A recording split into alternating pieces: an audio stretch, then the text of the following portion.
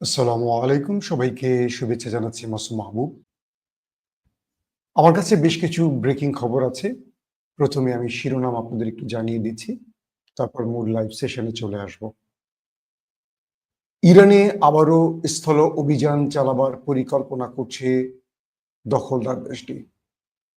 ১ম এ তারা আকাশে অভিযান চালালেও এবার ইসরায়েলের প্রতিরক্ষা মন্ত্রণালয় ইরানে স্থল অভিযানের অনুমতি দিল। দ্বিতীয় ব্রেকিং খবর, দখলদার দেশটির বিরুদ্ধে গাজার প্রতিরোধ বাহিনী বড়সড় প্রতিরোধ গড়ে তুলেছে, যার বিনিময়ে ১৫ থেকে ২০ জনের মতো দখলদার সেনাকে ওপারে পাঠানো হয়েছে। দখলদাররা হিজবুল্লাহতে আবারও আক্রমণ করেছে কয়েক দফা। হিজবুল্লাহ বলছে বারবারই দখলদাররা যুদ্ধবিরতি লঙ্ঘন করছে।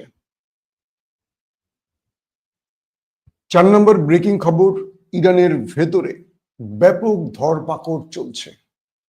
অভিযোগ উঠেছে ইরান সরকার এই সুযোগে ভিন্নমত দমনেও মাঠে নেমেছে এবং টার্গেট ভিন্ন মতের লোকদেরকে গ্রেফতার করছে, যেটা মানবাধিকার লঙ্ঘন। আসলে কি সত্য? দর্শক, এছাড়া দখলদার এবং বিশ্বমরুলদের কূটচালে ইরানের ভেতরে আরেকটি বড় রকম রেজিম চেঞ্জ ঘটতে পারে এই আশঙ্কার খবর উঠে এসছে বিশ্ব গণমাধ্যমে। শেষ পর্যন্ত কি টিকে থাকতে পারবেন আয়াতুল্লাহ আলী খামেনি?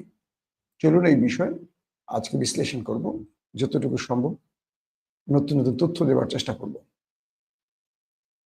প্রিয় দর্শক, প্রথমে আসি ইরানের রেজিম চেঞ্জ প্রসঙ্গে। মার্কিন যুক্তরাষ্ট্রের প্রেসিডেন্ট ডোনাল্ড ট্রাম্প ইরানকে একটি অফার করেছে, এটা আপনারা জেনে গেছেন।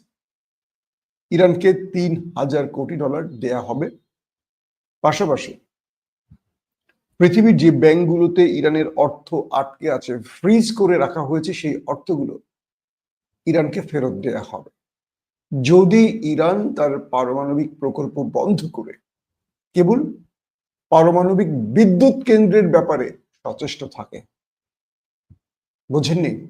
আবারও বলছি, ইরানকে আমেরিকা $৩,০০০ কোটি দিচ্ছে বা দিবে যদি ইরান পারমাণবিক বোমা না বানিয়ে তারা নিউক্লিয়ার পাওয়ার প্ল্যান্টের কাজ অব্যাহত রাখে এবং পৃথিবীর যে দেশগুলোতে ইরানের টাকা ফ্রিজ করে রাখা হয়েছে নিষেধাজ্ঞার জন্য, স্যাংশনের জন্য, সেই টাকাগুলো ইরানকে ফেরত দেওয়া হবে। পাশাপাশি ইরানের বিরুদ্ধে যে স্যাংশন গুলো আছে, তেল বিক্রি সহ বিভিন্ন ক্ষেত্রে ইরান আন্তর্জাতিক বাজারে প্রবেশ করতে পারছে না, এই জায়গাতে এই নিষেধাজ্ঞাগুলো তুলে নেওয়া হবে যদি ইরান আমেরিকার এই প্রস্তাবে রাজি থাকে। এই প্রস্তাবটি কেন মার্কিন যুক্তরাষ্ট্র দিয়েছে বুঝতে পেরেছেন। অর্থাৎ ইরানকে ইরাক এবং সিরিয়া বানাতে চায়।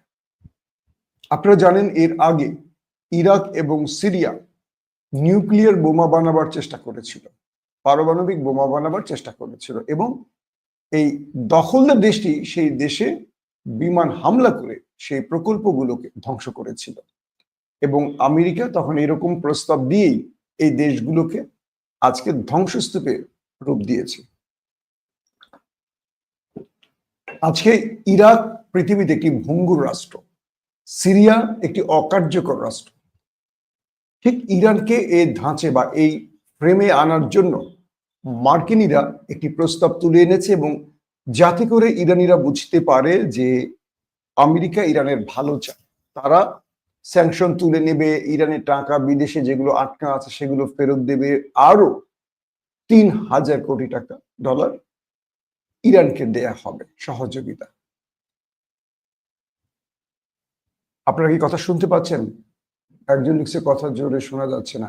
আমার কথা জোরে, আসলে লাইভে কথা জোরে শুনতে পারতে আপনাদের একটু কষ্ট করে হবে। লাইভের সিস্টেমটাই আসলে এরকম যে এখান থেকে অটোমেটিক আমার ভয়েসটাকে ওরাই ট্রান্সফার করে, যতটুকু পারফেক্ট অডিও দরকার ওরাই করে। এখন কেন, আমি তারপর একটু চেষ্টা করি বাড়ানোর জন্য। দর্শক, এরপরে যে বিষয়টি তৈরি হয়েছে, ইরান আমেরিকার এই প্রস্তাবে ইয়েস নো ভেরি গুড কিচ্ছু বলেনি।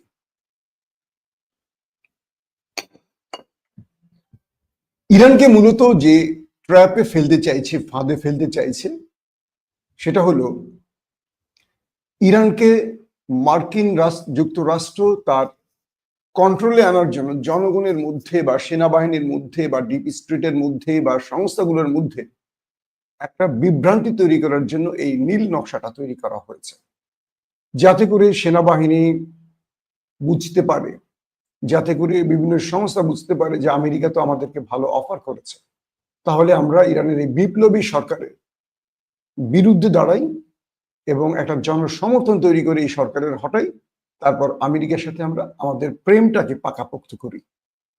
কিন্তু হবে তো তার উল্টোটা, যেটা আজকে ইরাকে ঘটছে, যেটা সিরিয়াতে ঘটছে। ইরানকে দুর্বল করার জন্যই এই অফারগুলো করা হয়েছে, এরকমটি বলছে ইরানের বর্তমান সরকার বা ইরানের রাজনৈতিক বিশ্লেষকরা। দ্বিতীয় যে বিষয়টি, সেটি হলো ডোনাল্ড ট্রাম্প বলেছেন যদি ইরান আবারও নিউক্লিয়ার বোমা বানাবার কোনো প্রকার চেষ্টা করে, আবারও যদি ইউরেনিয়াম সমৃদ্ধির দিকে এগোয়, আমরা আবারও ইরানে আক্রমণ করব। ইরান বলছে যে আমরা কোনো প্রকার আইএইএ কে আর আমার দেশে ঢুকতেও দেব না, পর্যবেক্ষণ করতেও দেব না, তাদের কাছে আমরা আর কোনো রিপোর্টও দেব না, তাদেরকে কোনো জবাবদিহি করব না। আন্তর্জাতিক এই অ্যাটমিক সংস্থার কাজ হলো কোন দেশ কি পরিমাণে ইউরেনিয়াম সমৃদ্ধ করছে, সেটা তার ভূমির জন্য, বিশ্বের জন্য হুমকি কিনা, ব্লা ব্লা ব্লা ব্লা। কিন্তু ইরান বলছে যে আমাদের রাষ্ট্রে বারবারই এরা এসছে, তদন্ত করছে এবং আমরা এদেরকে সন্তুষ্ট করেছি, কিন্তু এরা আমাদের কাছে সন্তুষ্ট হলেও শত্রুদের কাছে আমাদের নথি তুলে দিয়েছে, আমাদের পরমাণু বিজ্ঞানীদের নথি তুলে দিয়েছে, ডাটা তুলে দিয়েছে, এবং সেই হিসেবে দখলদাররা পরিকল্পিতভাবে আমাদের পরমাণু বিজ্ঞানীদের হত্যা করেছে। বিষয়টা খুব ক্লিয়ার। কারা কারা পরমাণু বিজ্ঞানী, কোথায় থাকেন, কি করেন, তাদের নাম্বার, পরিবার, এই ডাটাগুলো সব জানার কথা না, কিন্তু প্রথম 13 তারিখের আক্রমণে, 13 জুনের আক্রমণে ইরানের একদম টপ লিস্টেড পরমাণু বিজ্ঞানীদেরকে হত্যা করে ফেলেছে মোসাদ। আর ভেতরের স্ট্রাকচার কি পরিমাণ কি সবকিছু দখলদাররা জেনেছে কিভাবে, তারা বলছে এগুলো আইএই এর মাধ্যমে জেনেছে। এরা আন্তর্জাতিক সংস্থা হলেও এরা বিশ্বমোড়ল বা দখলদারদের হয়ে কাজ করছে। তা ইরান বলছে যে আমরা আর তাদেরকে আমাদের দেশে ঢুকতেও দেব না, তাদের কোনো জবাবদিহিও করবো না, আমাদের পারমাণবিক প্ল্যান্টের কোনো রিপোর্টও তাদের দেব না, কোনো পর্যবেক্ষণের সুযোগই তাদের আর দেব না। তো এটির জবাবে আমেরিকা ডোনাল্ড ট্রাম্প বলছেন ইরান যদি সহযোগিতা করে তাহলে এই অফার, এত টাকা, এটা এটা এটা এটা।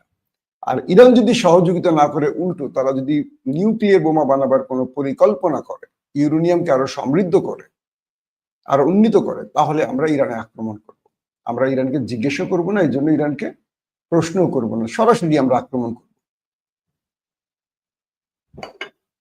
এই পরিস্থিতিতে ইরান বলছে যে এটি একটি স্বাধীন রাষ্ট্র, তুমি চাইলেই আক্রমণ করতে পারো না, তুমি আক্রমণ করেছো, আমরা পাল্টার জবাব দিয়েছি। এরপরে মনে রেখো যে আবারও যদি ইরানে আক্রমণ করতে চাও, আমরা তোমাকে এর আগে যেটা তোমাদের এক্সিট রুট দিয়েছি, মুখ রক্ষার সুযোগ দিয়েছি বলে কাতারে আমরা একটা ফ্রেন্ডশিপ ম্যাচ খেলেছি, ধরে নাও। এরপর এই সুযোগটা আমরা তোমাদেরকে দেব না, তুমি আক্রমণ করবে, আমরা তোমাকে আক্রমণ করবো। এতে ইরান টিকে থাকুক না থাকুক, ইরানের জাতি তোমাকে কোনো প্রকার ছাড় দেবে না যদি তুমি ইরানের স্বাধীন কোনো বা বৈধ কোনো পারমাণবিক প্রকল্পে আক্রমণ করে ইরানকে তুমি দখলদারদের কাছে মাথা নত করে রাখতে চাও। এটা হলো ইরানের লাস্ট স্টেটমেন্ট। দর্শক, দ্বিতীয় যে খবরটি, সেটি হলো যে এবার দখলদার দেশটি ইরানের মধ্যে একটি বড়সড় অভিযান চালাতে চায়। ইরানের প্রতিরক্ষা মন্ত্রী কার্টস, তিনি প্রথমে বলেছিলেন যে আমরা আবারও যে কোনো সময় আক্রমণ করব। এরপর ইরানের যিনি সেনা প্রধান, দুঃখিত, ইসরায়েলের, তিনিও বলেছেন যে আমাদের এই যুদ্ধবিরতি শেষ হয়নি, যে কোনো সময় আমরা ইরানে আক্রমণ করব, এবং সেনাবাহিনীকে প্রস্তুত থাকতে বলেছিলেন। এবার প্রতিরক্ষা মন্ত্রী কার্টস বলছেন আমরা ইরানে যে কোনো সময় স্থল অভিযান চালাবো। স্থল অভিযান মানে তো বুঝতেই পেরেছেন, গাজায় যেভাবে সামরিক বাহিনী পাঠিয়ে, ড্রোন কি বলে মার্কাবা পাঠিয়ে, ট্রুপ ক্যারিয়ার পাঠিয়ে, সেনা ঢুকিয়ে হত্যাযজ্ঞ চালাচ্ছে, ঠিক একইভাবে। প্রশ্ন হলো, ইরানের প্রতিবেশী রাষ্ট্রগুলো কারা? আজারবাইজান, তুরস্ক, কি বলে পাকিস্তান, আফগানিস্তান, এই তো মোটামুটি ইরানের চারপাশে মুসলিম রাষ্ট্রগুলো। এই পরিস্থিতির আলোকে দখলদার প্রতিরক্ষা মন্ত্রী কিভাবে বলেন যে ইরানে তিনি স্থল অভিযান চালাবেন? তাহলে কোন বর্ডার দিয়ে, কোন দিক থেকে তারা স্থলে ঢুকবে ইরানের? এদিকে আজারবাইজানকে কিছুটা সতর্ক করেছে ইরান যে তোমরা আমাদের প্রতিবেশী মুসলিম দেশ, ধর্মে বর্ণে সবকিছুতে তোমাদের সাথে আমাদের মিল আছে, তারাও শিয়া তারাও শিয়া। তোমাদের দেশের ভেতরের আকাশ ব্যবহার করার সুযোগ পেয়েছিল দখলদার দেশটি, আমাদের কাছে রিপোর্ট আছে। আগামীতে তোমরা এই ভুলটি করো না, এতে করে তোমাদের সাথে আমাদের রিলেশন নষ্ট হবে। এবং তুরস্ক আজারবাইজানকে স্পষ্ট বলে দিয়েছে, যেহেতু তুরস্কের ছোট ভাই আজারবাইজান বা এরদোয়ানের ছোট ভাই ইলহাম আলিয়েভ আজারবাইজানের রাষ্ট্রপ্রধান, বলছে যে কোনো প্রকার দখলদারদেরকে কোনো স্পেস দিও না আরেকটি মুসলিম দেশে আক্রমণের জন্য। এটা হলো এরদোয়ানের একদম সাফ কথা। আমাদের মধ্যে বিভাজন থাকবেই, অনৈক্য থাকলে সেটা আমরা ঐক্যে নিয়ে আসবো, কিন্তু শত্রুকে মুসলিম দেশের দরজা দেখিয়ে দিও না। এটা হলো এরদোয়ানের কথা। তিনি বলেছেন কোন মুসলিম দেশের উচিত হবে না, এটি একদম ওয়াইসি প্রোগ্রামে বলেছে। প্রতিটি 57টি মুসলিম দেশকে উদ্দেশ্য করে এরদোয়ান বলেছেন যে সময়টা কি এখনো আসেনি ঐক্যের?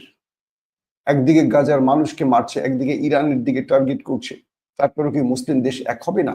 এরদোয়ান বলেছেন। এবং তিনি বলেছেন, আমি প্রতিটি মুসলিম দেশকে বলবো, শত্রুকে দরজা চিনায় দিবেন না। আজকে আপনার ভাইয়ের দরজা চিনলে কালকে আপনার দরজা চিনবে। তো এই অবস্থাতে ইরানের ভেতরে স্থল অভিযানের যে মাস্টার প্ল্যান করছে দখলদাররা, এখানে দুটো বক্তব্য এসছে। এক, এটা কি নিছক ইরানকে হুমকি দেয়া, নাকি সত্যিকার অর্থেই তারা একটা স্থল অভিযানের পরিকল্পনা করছে? ধরে নিলাম পরিকল্পনা করছে, তাহলে দখলদাররা ভেতরে তাদের মিত্রদের সাথে কাজ করেই তো প্রস্তুতি নিচ্ছে, এবং ডোনাল্ড ট্রাম্প তাদের সাথে এই বিষয়ে নিঃসন্দেহে একমত হয়েছেন বলেই তারা ইরানে একটা স্থল অভিযানের পরিকল্পনা করছে।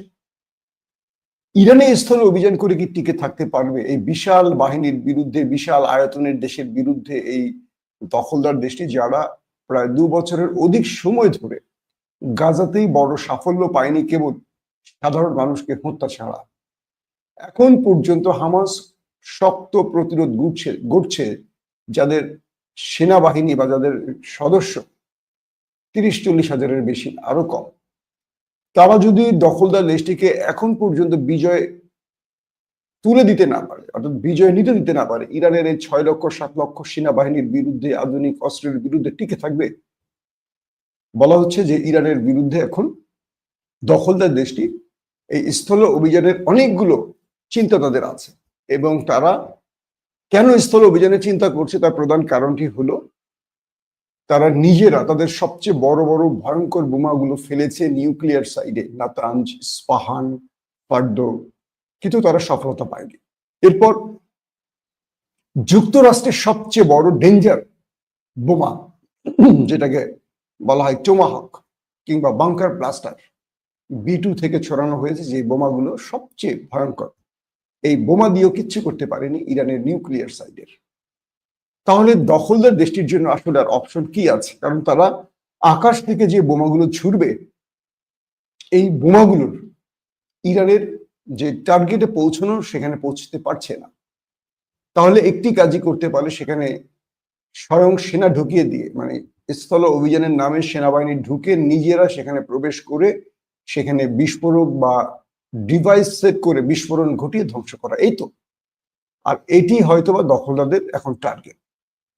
তারা বলছে আমরা এবার ঢুকবো ইরানের ভেতরে, আর ইরান বলছে ওয়েলকাম, আমরা তোমাদের এই সুযোগটি দিতে চাই, কারণ তোমরা ইরানকে গাজা কিংবা লেবানন মনে করে ফেলেছ।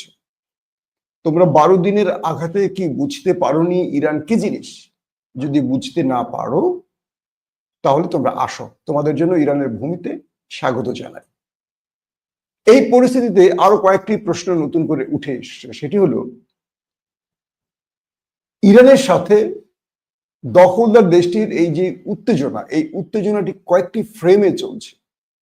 কারণ তারা বুঝে গেছে যে তারা কিচ্ছু করতে পারেনি এবং আন্তর্জাতিক গণমাধ্যমগুলো বলছে ডোনাল্ড ট্রাম্পের মুখ রক্ষার খেলাটিতে ট্রাম্পের মুখ পুড়ে গেছে। উল্টো কেন পুড়ে গেছে? দখলদার নেতানিয়াহু এবং ট্রাম্পের যে তারা ইরানে এত এত আক্রমণ করে তারা কিচ্ছু করতে পারলো না, উল্টো দখলদার দেশটিকে একেবারে নাস্তানুবুদ করে ছেড়েছে ইরান। ইতিমধ্যে প্রায় ৩৫ থেকে ৪০,০০০ ইহুদি জনগণ ইসরায়েল সরকারের বিরুদ্ধে মামলা করেছে যে আমাদের ঘরবাড়ি ফেরত দাও, আমাদের যে সম্পদ তোমরা যুদ্ধের নাম করে ধ্বংস করেছো ইরানের হাতে, এগুলো আমাদের ফেরত দাও। তারা আদালতে মামলা করেছে নেতানিয়াহু। বুঝতে পেরেছেন? ওরা বলছে যে আমরা তো ভালোই ছিলাম, শান্তিতে ছিলাম, তুমি গাজায় যুদ্ধ ছড়াইছো তোমার অবৈধ ক্ষমতা টিকিয়ে রাখার জন্য। তুমি ইরান শান্তিপূর্ণ কর্মসূচিতে ইরানের আক্রমণ করেছো তুমি নিজেকে টিকিয়ে রাখার জন্য। আমাদের যে বাড়িঘর ধ্বংস হয়েছে তুমি যে যুদ্ধ ছড়িয়ে বা ইরানে আক্রমণ করে আমাদের হামলা বা আমাদের টার্গেটে পরিণত করেছো, এটার জন্য তোমাকে এখন আমাদের ক্ষতিপূরণ দিতে হবে। এগুলো নেতানিয়াহুর জন্য একটা বড় চাপ। দ্বিতীয়ত, ভেতরে ব্যাপক বিক্ষোভ তৈরি হচ্ছে দখলদার দেশটির ভেতরে। এখন নেতানিয়াহুকে আবারও কোনো যুদ্ধের ফ্রন্টে লড়াই করে টিকে থাকতে হবে। ইতিমধ্যে দক্ষিণ লেবাননে আবারও মানে আকাশ থেকে বিমান হামলা চালিয়েছে দখলদার দেশটি। এতে বেশ কজন হতাহত হয়েছে খবর পাওয়া গেছে। দেখেন, হিজবুল্লাহর সাথে দখলদারদের যুদ্ধবিরতি হয়ে গেছে নভেম্বরে। এরপরে থেমে থেমে থেমে থেমে এই যুদ্ধবিরতি লঙ্ঘন করে, সিজফায়ার লঙ্ঘন করে, আন্তর্জাতিক আইনকে বৃদ্ধাঙ্গুলি দেখিয়ে বারবারই লেবাননের ভেতরে গিয়ে আক্রমণ করছে আর বলছে আমরা হিজবুল্লাহ টার্গেটে আক্রমণ করছি। হিজবুল্লাহ কিন্তু এখন পর্যন্ত তার কোনো জবাব দিচ্ছে না, কৌশলগত কারণে হোক বা তাদের দুর্বলতার কারণে হোক। কিন্তু বারবার হিজবুল্লাহকে তেতিয়ে ওঠার চেষ্টা করছে দখলদাররা যে আমরা মারি, তোমরা আসো, আবার যুদ্ধ ছড়াই। কিন্তু যুদ্ধবিরতির পরে এভাবে কোনো দেশে আক্রমণের আন্তর্জাতিক কোনো নিয়ম আছে? কিন্তু দখলদাররা সেই কাজটি করে যাচ্ছে। আর তারপরে যে বিষয়টি হলো, গাজাতে যুদ্ধবিরতি লঙ্ঘন করে তারা আবারও যুদ্ধ ছড়ালো এবং সেই যুদ্ধে তারা প্রচুর প্রচুর প্রতিদিনই প্রায় অর্ধশত বা ৫০ জন, ৬০ জন, ৭০ জন, ৮০ জন, ৮২ জন, ৮৪ জন করে প্যালেস্টাইনিকে মারছে। পৃথিবী দেখছি না, যেন কিচ্ছু পৃথিবীর চোখে পড়ছে না। মুসলিম বিশ্ব বাদ দেন, পুরো জাতিসংঘ বারবারই চাপ দেওয়ার পরও কিচ্ছু হচ্ছে না। জাতিসংঘের পক্ষ থেকে আন্তর্জাতিক যে কোর্ট, আইসিসি নাকি বলে, ইন্টারন্যাশনাল কোর্ট অফ জাস্টিস, তারা নেতানিয়াহুর বিরুদ্ধে মানবতা বিরোধী অভিযোগে মামলা পর্যন্ত করছে, গ্রেপ্তারি পরোয়ানা পর্যন্ত জারি করেছে, তারপরও কিচ্ছু হচ্ছে না। তিনি মানবতা মানে গণহত্যা চালিয়ে যাচ্ছেন। এই গণহত্যার জন্য মানে জাতিসংঘ পর্যন্ত তার বিরুদ্ধে দাঁড়িয়েছে, কিচ্ছু হচ্ছে না। তার মানে একটা ইসরায়েল জাতিসংঘের চেয়েও বেশি শক্তিশালী। বলা হচ্ছে গত ৩ দিনে গাজার প্রতিরোধ বাহিনীগুলো দখলদার বাহিনীর উপর ব্যাপক পাল্টা অ্যাটাক করেছে। তারা যখন মার্কাবা ট্যাঙ্ক, সাজোয়া যান নিয়ে স্থলে অভিযান চালিয়ে নিরীহ মানুষকে মারছে, তারা যখন ত্রাণের নাম করে প্রতিদিনই অর্ধশত মানুষকে মারছে, কালকেও মেরেছে বেশ কজন, আজকেও খবর পাওয়া গেছে কালকে আজকে মিলে প্রায় ৩৫ জনের মতো মারা গেছে গাজার নারী শিশু শুধু ত্রাণ আনতে গিয়ে। যখন ত্রাণ আনতে যায় তাদের উপরে সরাসরি গুলি করে। এই হলো দখলদারদের মানবিকতা। তো উত্তর গাজাতে দখলদার বাহিনী অভিযান চলাকালীন তাদের উপর অ্যাটাক করে হামাস, আল কাসাম ব্রিগেড। একটি সহযোজনের টার্গেট করে ৭ জনকে ওপারে পাঠিয়ে দেয় প্রতিরোধ বাহিনী। তারা যখন আসে একটি রকেট অ্যাটাক করে এবং এক রকেটের আঘাতেই সেই ট্রুপের মানে সেই দখলদার সেনাদের গাড়িতে ৭ জনই ওপারে চলে যায়। এরপর তারা বিচ্ছিন্ন আরো কয়েকটি অপারেশন চালায়, সেখানেও বেশ কজনকে ওপারে পাঠায়। তারপর শেষ খান ইউনুসে আরেকটি অভিযান চালায় প্রতিরোধ বাহিনী, সেখানেও ৭ জনকে ওপারে পাঠায়। বিভিন্ন তথ্যের আলোকে জানা গেছে ১৫ জন, কিন্তু আল কাসামের পক্ষ থেকে বলা হয়েছে তারা 2 ডজনেরও বেশি দখলদারকে ওপারে পাঠিয়েছে। তার মানে একদিকে ইরানের মার খেয়ে তাদের দৃষ্টি এসছে গাজাতে দখলদারদের, সেখানেও এখন প্রতিরোধ বাহিনীগুলো ঘুরে দাঁড়িয়েছে এবং দখলদারদের যে গণমাধ্যমগুলো, মানে ইসরায়েলের যে গণমাধ্যম, তারা বলছে হামাসের অ্যাটাকগুলো এত পরিকল্পিত বা এত গোছানো যে দখলদাররা এই আক্রমণগুলো ঠিক বুঝে উঠতে পারছে না পাল্টা রিয়েকশন দেবে কি। এত পরিকল্পিত, এত গোছানো এবং এত টার্গেট বেজ আল কাসাম যে অ্যাটাক করছে বা ইসলামিক জিহাদ যে অ্যাটাক করছে খুব নিখুঁত ভাবে, এবং বলা হচ্ছে যে এতে করে প্রতিদিনই দখলদারদের সেনারা প্রাণ হারাচ্ছে। এবার যদি দখলদারদের টনক নড়ে, ডোনাল্ড ট্রাম্প যুদ্ধবিরতির ঘোষণা দিয়েছেন যে 7 দিনের মধ্যেই গাজাতে যুদ্ধবিরতি ঘটাবেন। একটা পিচ অ্যাওয়ার্ড তার দরকার, নোবেল তার খুব দরকার। আমি মনে করি ডোনাল্ড ট্রাম্পের আগে নেতানিয়াহুকে কি নোবেল দেয়া উচিত।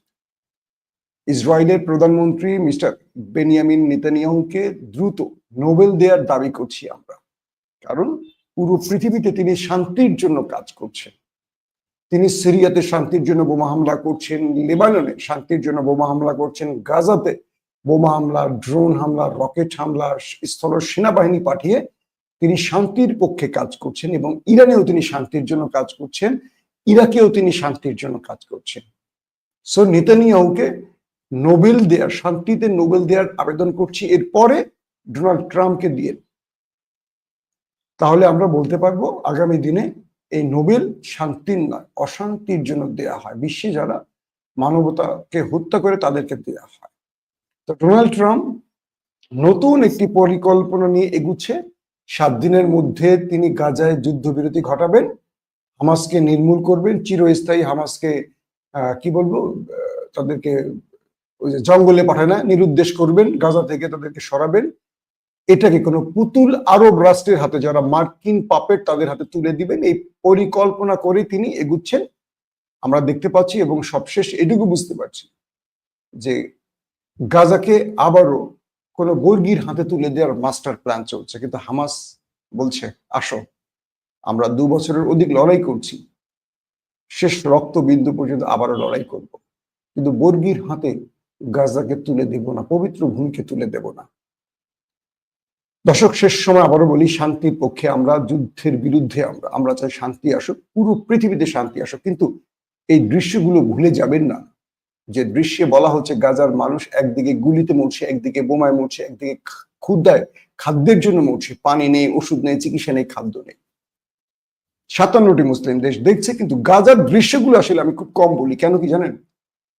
এগুলি আমি বলে কিছু করতে পারবো না, কিন্তু আমি বলে আপনাদের মনগুলো মানে আপনাদের মন খারাপ হয়ে যাবে, আপনারা অস্বস্তিতে থাকবেন। এটা আসলে নিজের কাছে ভালো লাগে না।